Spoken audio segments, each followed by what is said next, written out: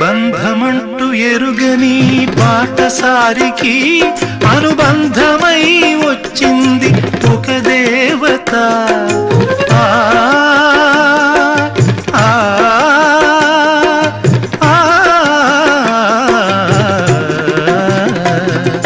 బంధమంటూ ఎరుగని బాటసారికి అనుబంధమై వచ్చింది ఒక దేవత.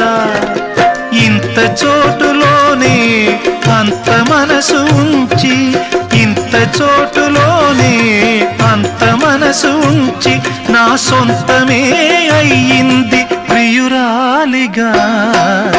ముద్దబంతి నవ్వులో మూగ బాసలు, మూసి ఉన్న రెప్పలపై ప్రేమ లేఖలు.